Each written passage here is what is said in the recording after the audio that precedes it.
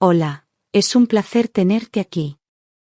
Antes de comenzar, suscríbete al canal y dale like al vídeo. Todo empezó con una sensación que no sabía nombrar, algo raro, como una presión en el pecho que me despertaba cada mañana antes incluso de abrir los ojos.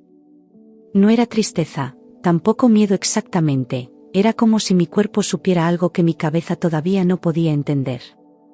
Me levantaba con el estómago revuelto, los hombros en tensión y una especie de ansiedad silenciosa que no lograba explicar. Intentaba convencerme de que era el estrés, la rutina, las preocupaciones normales de cualquier madre, de cualquier esposa. Pero en el fondo, había algo que no encajaba, una voz dentro de mí que decía que algo no iba bien.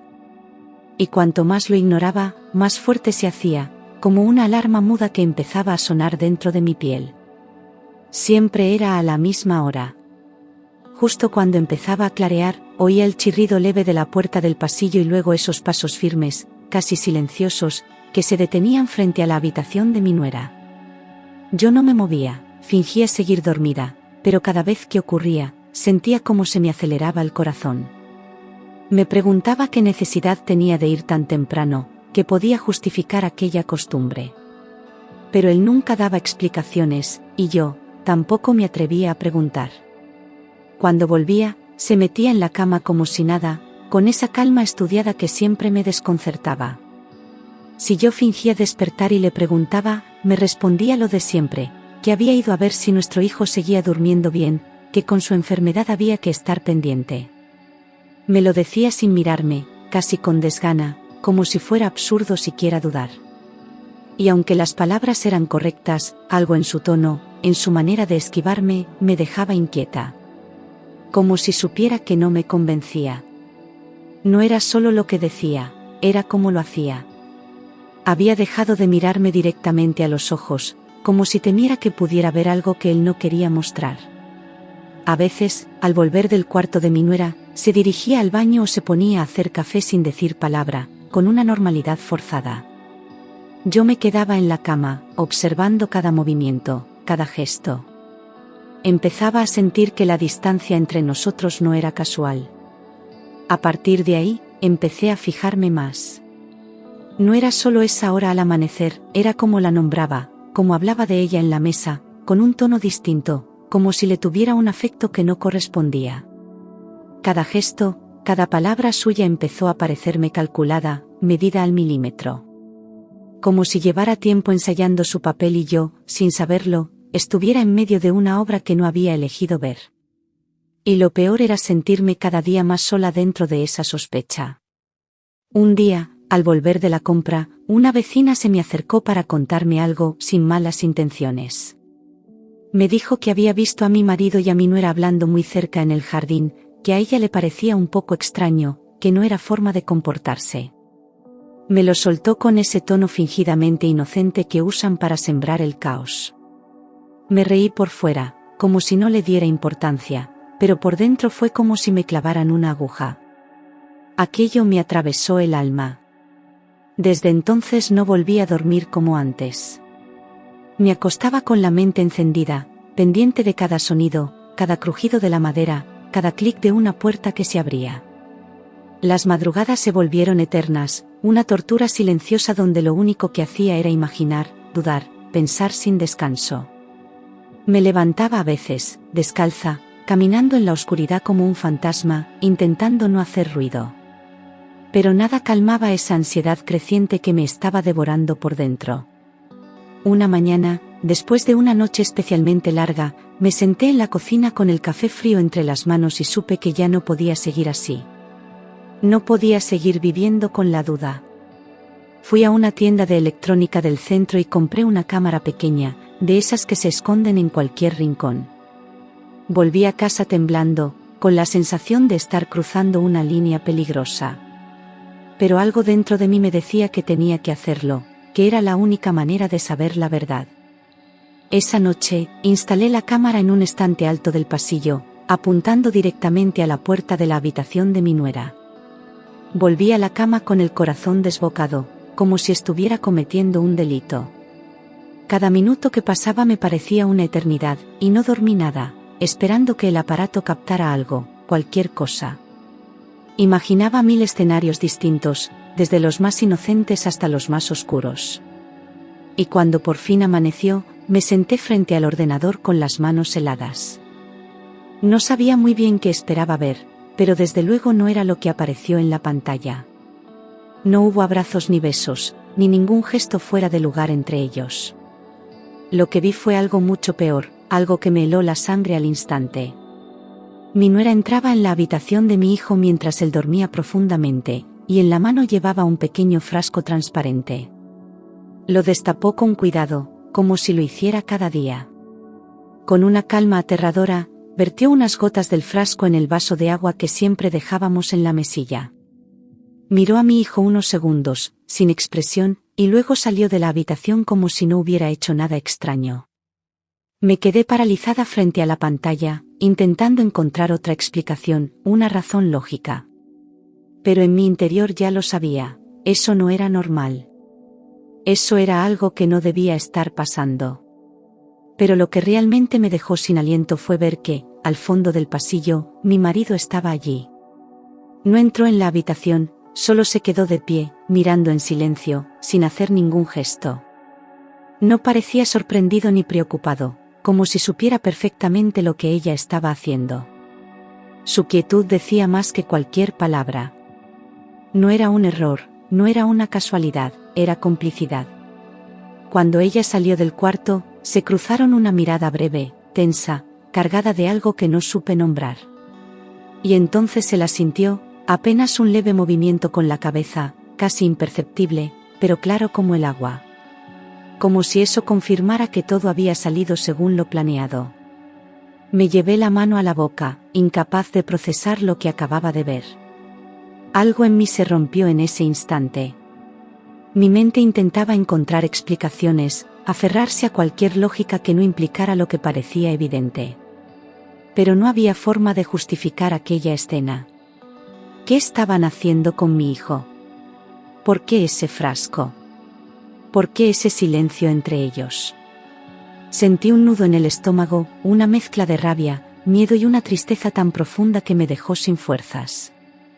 No podía ser verdad, pero lo era. Volví a revisar el vídeo, cuadro por cuadro, buscando algún detalle que pudiera haber pasado por alto. Me detuve en la etiqueta del frasco, amplié la imagen, y aunque no estaba del todo nítida, una palabra me golpeó: metamizol. Supe que no era algo que se diera sin receta, y mucho menos sin control médico. Todo indicaba que lo estaban envenenando, lentamente, sin que él lo supiera. Y lo más terrible, con total tranquilidad. Intenté pensar que quizás era parte de un tratamiento alternativo, algo que el médico había aprobado y yo no conocía. Quise creer que existía una explicación lógica, algo que calmara esa angustia que me estaba consumiendo. Pero al revisar los informes médicos de mi hijo, no había mención de ese compuesto. Nadie lo había recetado, nadie lo había autorizado. Y entonces entendí que no había excusas. Solo mentiras. Volví a mirar sus rostros en la grabación, esta vez deteniéndome en los gestos, en los detalles. No había culpa en sus ojos, ni nerviosismo, ni dudas. Era una rutina para ellos, algo que hacían con la misma naturalidad con la que se sirve un vaso de agua. Esa frialdad me golpeó más que cualquier palabra. No solo lo estaban haciendo, lo llevaban haciendo desde hacía tiempo. Mis manos empezaron a temblar sin control, y tuve que cerrar el ordenador para no romper a gritar. Me levanté, caminé por la casa como un alma en pena, sin saber qué hacer ni a quién acudir. El mundo se me vino abajo en silencio, y lo peor era no poder contarle a nadie. Me sentía prisionera en mi propia casa, atrapada entre la duda y el horror. Ni siquiera me atrevía a llorar en voz alta. Esa noche no dormí ni un segundo. Me quedé sentada en la cama, abrazando la almohada, mirando la puerta cerrada con un miedo que no había sentido en toda mi vida. Pensaba en mi hijo, en su cuerpo debilitado, en su confianza ciega en quienes más deberían cuidarle. Y pensaba en ellos, en esos dos, fingiendo, mintiendo, actuando delante de todos. Me dolía el pecho solo de imaginar lo que podría pasar si no hacía nada. Al amanecer, sin haber pegado ojo, supe que no podía quedarme de brazos cruzados. Necesitaba más pruebas, necesitaba saber hasta dónde llegaba todo esto. Fui directa al ordenador, con las manos aún frías, y empecé a revisar la grabación de nuevo, esta vez con más atención. Sabía que algo más tenía que haber. Algo que me dijera la verdad completa, sin dejar dudas. Avancé y retrocedí el vídeo 1000 veces, concentrada en cada segundo, en cada sombra, en cada gesto. Y entonces lo vi, un momento que no había notado antes, un punto exacto en el que la cámara captó algo distinto. Me detuve, agrandé la imagen, subí el volumen. El pasillo estaba vacío, pero la puerta del cuarto de mi nuera estaba entreabierta, y desde dentro se oían voces en susurros. Una conversación que lo cambiaría todo. Me acerqué al sonido con los auriculares puestos, conteniendo la respiración. Oí primero una risa baja, luego una frase apenas audible: nadie sospecha nada. En ese instante, mi marido apareció en la imagen entrando al cuarto de mi nuera. Se detuvieron uno frente al otro, en silencio, y después, sin titubeos, se besaron. Un beso lento, íntimo, que rompía todas las reglas. No sé cómo describir lo que sentí. No era solo el asco de ver a mi marido besando a otra, era el horror de que esa otra fuera la mujer de mi hijo. No era una infidelidad cualquiera, era una traición que cruzaba todas las líneas, una puñalada directa al corazón de nuestra familia. Lloré en silencio, con los dientes apretados y el alma hecha pedazos. Ya no eran solo sospechas. Era real. Cerré el portátil de golpe, como si eso pudiera borrar lo que acababa de ver. Me levanté, recorrí el pasillo sin rumbo, sintiendo como la rabia y el dolor me quemaban por dentro. Tenía la piel helada, el corazón acelerado y la mente nublada por 1000 pensamientos. Todo lo que creía saber sobre mi vida se había desmoronado en cuestión de minutos. Estaba temblando, por dentro y por fuera. Por primera vez, sentí odio. Un odio profundo, oscuro, que no me reconocía capaz de albergar. Me repugnaba imaginar sus manos tocándola, sus ojos mirándola como antes me miraban a mí. Me daban náuseas las escenas que mi mente recreaba sin querer. Ya no se trataba solo de salvar a mi hijo, se trataba de enfrentar a dos personas que me habían destruido desde dentro. Y no iba a quedarme quieta. Me obligué a aceptar lo que no quería admitir: mi marido y mi nuera eran amantes. No era una aventura fugaz ni un error puntual. Era algo que llevaba tiempo creciendo, escondido en las sombras de nuestra casa. Una relación construida sobre la mentira, la traición y el desprecio por todo lo que yo había protegido. Era una verdad tan dolorosa que casi no podía sostenerla. Y si estaban juntos, entonces todo cobraba otro sentido. Mi hijo no era solo una víctima colateral, era un obstáculo para ellos. El veneno, las visitas a escondidas, los susurros de madrugada, nada era casual. Estaban planeando deshacerse de él para poder estar libres, como habían dicho. Me dolía el alma solo de pensarlo, pero sabía que tenía que seguir mirando, seguir descubriendo más. Recordé los síntomas de mi hijo, la fatiga, las náuseas, la debilidad constante, y de repente todo encajó.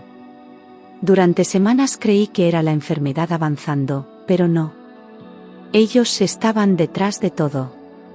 La preocupación fingida de ella, las recomendaciones absurdas de mi marido, cada gesto había sido parte del mismo engaño. Me sentí una estúpida por no haberlo visto antes. Vivía bajo el mismo techo que dos monstruos, y lo peor era que se comportaban como si nada. Comíamos juntos, compartíamos silencios, celebrábamos cumpleaños, mientras por detrás, tramaban cómo matar a mi hijo. Cada rincón de la casa me parecía contaminado. Ya no era un hogar. Era una trampa disfrazada de familia, y yo estaba atrapada en ella. Empecé a mirar todo con otros ojos, las risas en la cocina, los desayunos de domingo, las cenas en familia. Todo era falso. Cada sonrisa suya escondía una mentira, cada gesto cariñoso estaba calculado. Me daban asco sus palabras dulces, sus abrazos vacíos, su teatro constante. Ya no podía fiarme de nada, ni de ellos ni de mí misma. Me sentía sucia solo de haber compartido espacio con ellos. Ella, tan amable, tan servicial, tan pendiente de todo, ahora me parecía una actriz perfecta. Me hablaba con ternura, me pedía consejos, cuidaba de mi hijo como si lo amara de verdad. Pero detrás de esa cara dulce se escondía una asesina lenta, silenciosa, que vertía veneno mientras sonreía.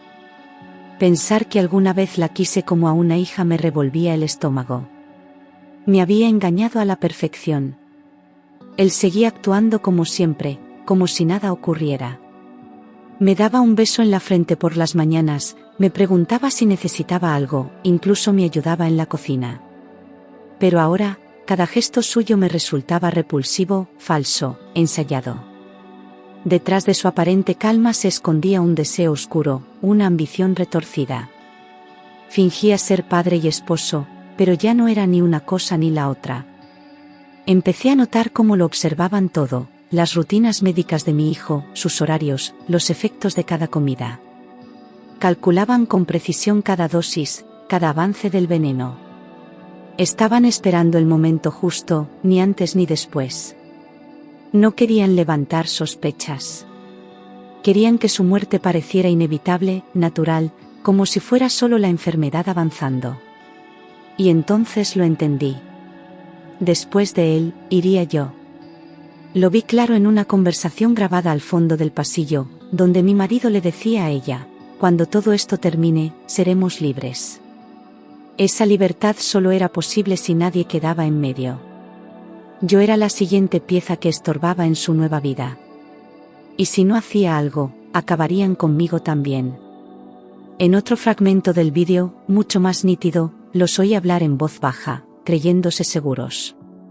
Esta casa será nuestra, no quedará nada que nos ate, dijo ella. Lo haremos poco a poco, sin errores, respondió él. Esas frases se me clavaron como cuchillos. Ya no eran suposiciones. Estaban planeando todo con una frialdad que me heló la sangre. Apagué la pantalla y me quedé inmóvil, con los ojos fijos en el reflejo oscuro del monitor apagado. No podía moverme, ni hablar, ni siquiera llorar. Sentía la piel helada, la garganta cerrada, como si el aire hubiera desaparecido. Por un momento, pensé que me desmayaría. Me estaban matando en vida, y aún no lo sabían. Esa noche, por primera vez, ya no sentí solo miedo, sentí urgencia. Tenía que proteger a mi hijo, aunque no entendiera nada, aunque no pudiera explicárselo. Tenía que ganar tiempo, fingir normalidad, pero moverme rápido. Ya no bastaba con mirar y grabar, necesitaba actuar. Y empecé a trazar un plan en silencio, sin compartirlo con nadie.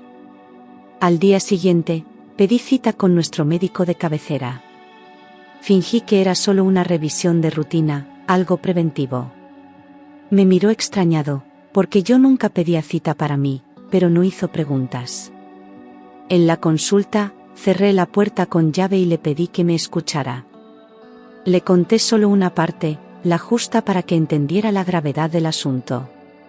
El médico me miró con una mezcla de sorpresa y preocupación. Le hablé del frasco, del deterioro inexplicable de mi hijo, de los vídeos que no me atrevía aún a enseñar.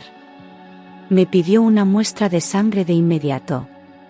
Me temblaban las manos al sacar la jeringuilla, pero lo hice. Y al entregársela, le supliqué que fuera rápido, que no dijera nada a nadie. Al día siguiente, me llamó antes del amanecer. Su voz sonaba seca, seria, casi asustada. Me dijo que la muestra revelaba restos claros de una sustancia tóxica no prescrita. No había dudas, mi hijo estaba siendo envenenado. Me senté en la cama, incapaz de hablar, y por fin sentí que ya no estaba sola en esta pesadilla. Ahora tenía una verdad médica de mi lado. El doctor fue claro, no podía volver a enfrentarlos aún, ni mostrar sospechas. Me pidió que fingiera normalidad total, que no cambiara ni una palabra, ni una mirada. Me rogó que no durmiera en la misma habitación que mi marido si podía evitarlo. Y sobre todo, que no comiéramos lo mismo. Aquello ya no era solo un crimen. Era una cuenta atrás. Esa misma tarde, mientras todos dormían la siesta, instalé una segunda cámara en la cocina. La coloqué entre los libros de recetas, apuntando hacia la encimera donde ella solía preparar la comida de mi hijo. Era mi única forma de saber hasta dónde llegaban. Fingí tranquilidad, sonreí durante la cena y seguí cada gesto de mi marido con una calma que no sentía. Por dentro, solo pensaba en sobrevivir. 2 días después, revisando la grabación, la vi hacerlo otra vez. Mi nuera abrió un pequeño frasco metálico, distinto al anterior, y vertió un polvo blanco en la sopa que preparaba para mi hijo. Movía la cuchara con cuidado, mirando a su alrededor. No parecía nerviosa, ni siquiera culpable. Solo concentrada, como quien sigue una receta exacta. Esa noche, preparé la mesa como siempre, con los mismos platos, las mismas servilletas, la misma rutina de todos los días. Fingí no saber nada, ni sospechar. Cuando ella se dio la vuelta, cambié los platos sin que nadie lo notara. Dejé el envenenado frente a mi marido y el otro, limpio, delante de mi hijo. Luego me senté, respirando despacio, como si nada hubiera pasado. Durante los primeros minutos, todo parecía normal. Comieron en silencio, mientras yo apenas podía tragar. Entonces, él empezó a tocarse el cuello, a respirar con dificultad, el sudor cayéndole por la frente. La cuchara cayó de su mano y su mirada buscó la mía. En ese momento lo supe, había probado su propio veneno. No sentí pena, solo un frío absoluto. Mi nuera gritó su nombre, corrió hacia él, fingiendo desesperación. Yo no moví un dedo. La observaba, intentando adivinar si de verdad sufría o solo actuaba. Sus manos temblaban, sus ojos parecían sinceros, pero ya nada en ella podía engañarme. Mi marido se desplomó en el suelo, con la respiración entrecortada. Y yo seguía ahí, quieta, viendo cómo la justicia se abría paso sola. El sonido de los gritos llenó la casa, el eco de su nombre resonaba por las paredes. Ella intentaba hacerle reaccionar, pero era inútil. Yo me limité a observar, a grabar la escena con la mente, sin pestañear. Por fin estaban sintiendo una mínima parte del miedo que me habían hecho vivir. No levanté la voz, no lloré. Solo esperé. Cuando por fin pude hablar, marqué el número de emergencias con un tono de angustia perfectamente ensayado. Dije que mi marido se había desmayado, que necesitábamos ayuda urgente. Fingí nerviosismo, incluso lágrimas. La operadora me aseguró que la ambulancia venía en camino. Mientras tanto, ella no paraba de llorar sobre su cuerpo. Y yo, en silencio, solo deseaba que llegaran rápido, pero no por él. Los paramédicos irrumpieron en la casa pocos minutos después. El aire se llenó de ruido, de órdenes cortas, del sonido metálico de los instrumentos. Yo me mantuve a un lado, con los brazos cruzados, mirando sin decir palabra. Él seguía inconsciente, con un color gris en la piel. Cuando se lo llevaron, ella quiso subir al vehículo, pero uno de los sanitarios le pidió que se quedara.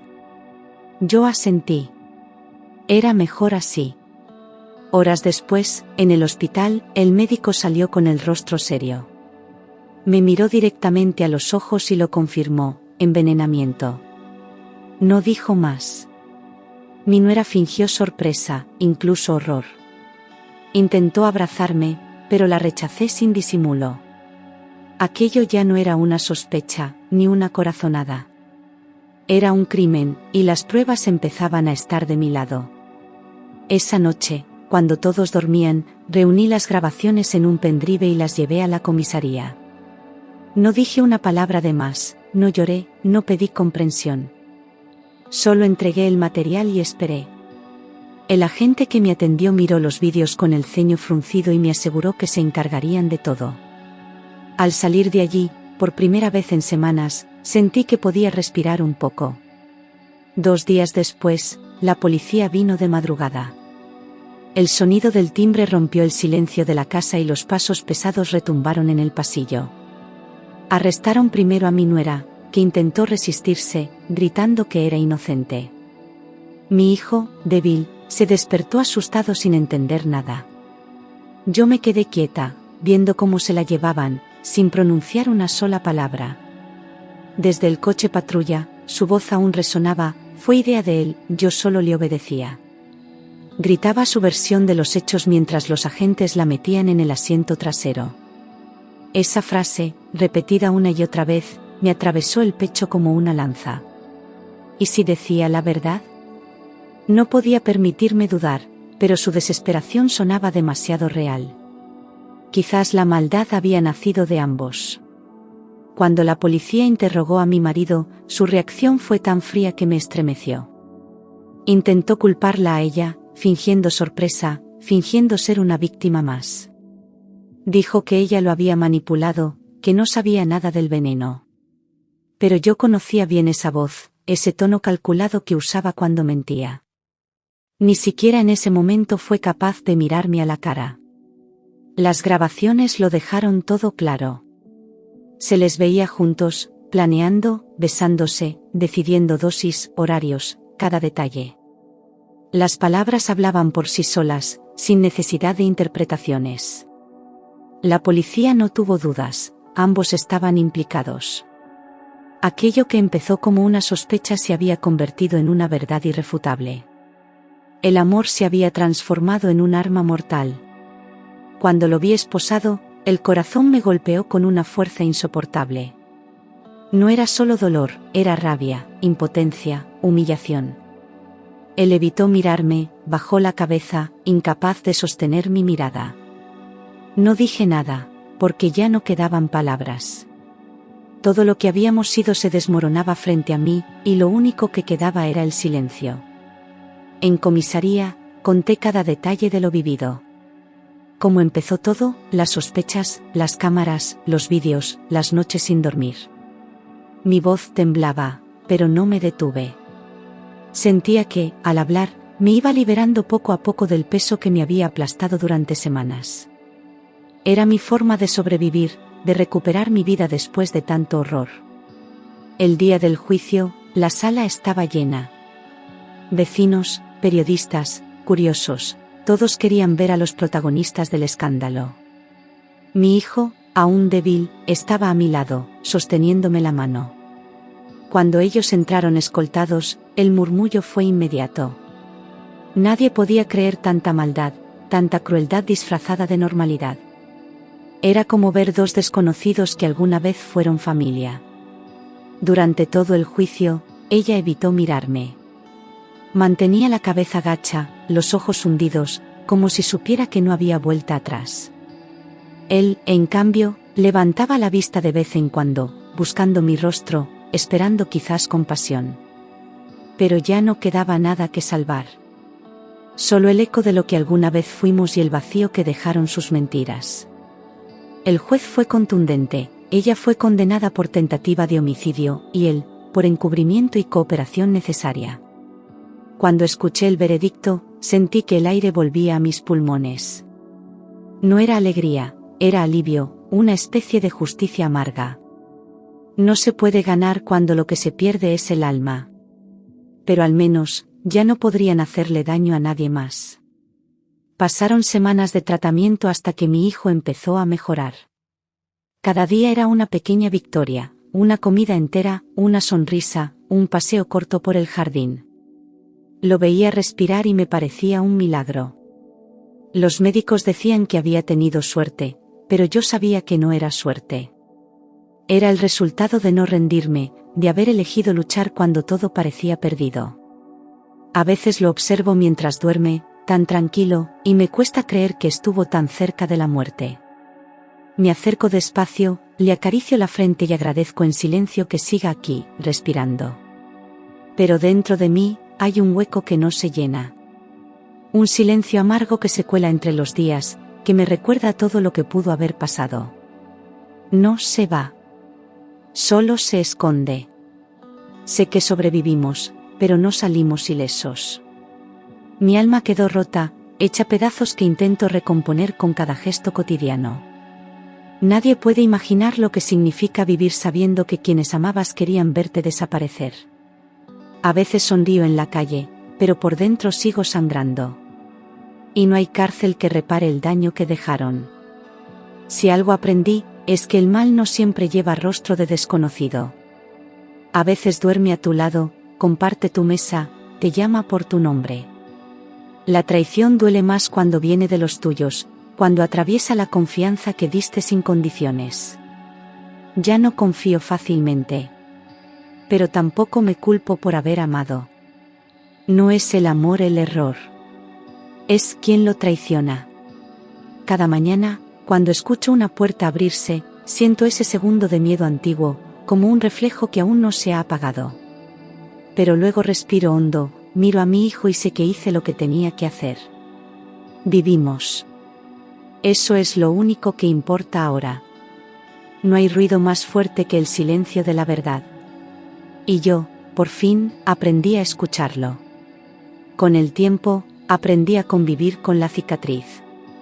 No busco borrar lo que pasó, ni pretendo entenderlo del todo. Pero ya no cargo con culpa, ni me dejo arrastrar por la rabia. He elegido seguir adelante, aunque algunas noches aún me despierten recuerdos. Porque sobrevivir no es olvidar, es recordar sin romperse. La casa ya no es la misma, pero sigue en pie. Hay plantas nuevas, cortinas distintas, pero el silencio tiene otro color. Mi hijo vuelve a sonreír, y eso basta. No quiero venganza, ni justicia eterna. Solo paz. Esa que llega lentamente, sin hacer ruido, después de haber sobrevivido al infierno. No sé si algún día podré amar otra vez con la misma inocencia. Pero tampoco quiero vivir con miedo. He descubierto una fuerza que nunca imaginé tener. Y si algo me salva cada día, es saber que fui capaz de ver la verdad a tiempo. No por mí, sino por él. Mi hijo. Lo único que siempre fue real. Las personas me preguntan cómo logré soportarlo. No hay una respuesta fácil. Lo hice porque no tenía opción. Porque hay dolores que no permiten pausa, ni tregua. Lo hice con las manos temblando, el alma herida y la verdad delante. Y lo volvería a hacer si eso significara salvarle otra vez. Nunca busqué ser heroína. Solo fui una madre mirando más allá del miedo. Me equivoqué al confiar, sí, pero no al amar. Elegí proteger incluso cuando todo en mí pedía rendirse. Hoy, cada decisión, cada paso, me recuerda que no fui débil. Fui valiente. Incluso cuando temblaba. Ahora duermo con la puerta entreabierta, no por temor, sino para oír mejor cuando él me llama.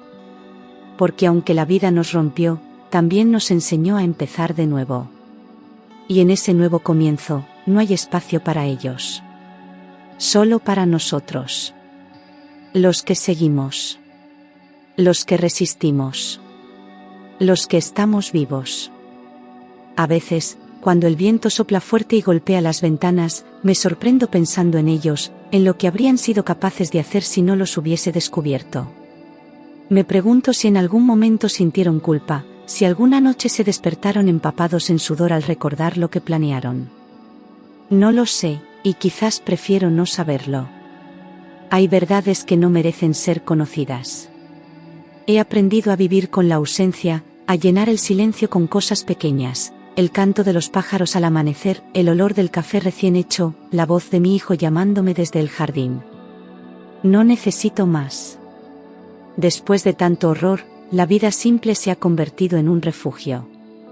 A veces me parece que la felicidad siempre estuvo ahí, esperando a que me atreviera a verla. Guardo las grabaciones en una caja cerrada, en el fondo del armario. No las he vuelto a mirar, ni pienso hacerlo. Son la prueba de que sobrevivimos, pero también el recuerdo del miedo más profundo que he sentido jamás. Quizás algún día las destruya. No porque quiera olvidar, sino porque ya no las necesito para creerme lo que viví. De vez en cuando, los vecinos me preguntan si sigo en contacto con él, si le escribo en prisión. Siempre contesto lo mismo, no. No hay nada que decirle. Ya le hablé una vez, sin palabras, cuando dejé de mirarle. Ese silencio fue mi despedida, y no hay cárcel que pese más que la conciencia de quien traicionó a los suyos. Mi hijo ha vuelto a trabajar poco a poco, con prudencia, sin mirar atrás. A veces le noto una tristeza que intenta disimular, pero también una fuerza nueva en la mirada. Hemos aprendido a entendernos sin hablar demasiado. Ambos sabemos que no necesitamos olvidar para seguir adelante. Solo basta con no dejar que el pasado nos gobierne. Algunas noches sueño con la casa como era antes, llena de risas, de conversaciones y de una paz que creía eterna. Pero siempre despierto antes del amanecer, cuando la luz empieza a filtrarse, y vuelvo a sentir esa calma que me dice que ya pasó. Que lo peor quedó atrás. Y aunque el recuerdo aún duele, ya no me paraliza. La justicia se cumplió, pero no trajo consuelo. El consuelo llegó después, en los días normales, en la rutina reconstruida, en la simple certeza de seguir viva. Nadie me lo explicó, lo descubrí sola. La paz no llega con los juicios ni con las condenas. Llega cuando dejas de buscar culpables y te permites respirar sin miedo. Hay algo en mí que cambió para siempre. Ya no confío tan fácilmente, pero tampoco temo tanto como antes. La traición me enseñó el valor de la intuición, ese susurro interno que tantas veces ignoré. Ahora la escucho, la respeto. No es paranoia. Es instinto. Y gracias a él, sigo aquí. A veces pienso que la vida me puso a prueba de la forma más cruel posible. Pero si miro atrás, sé que resistí. No me convertí en víctima, ni en verdugo. Me quedé en pie. Con heridas, sí, pero también con una claridad que antes no tenía. Comprendí que la verdad, por dolorosa que sea, siempre es mejor que la mentira más dulce. Hoy, mientras cierro las ventanas y apago las luces, miro a mi hijo y sonrío.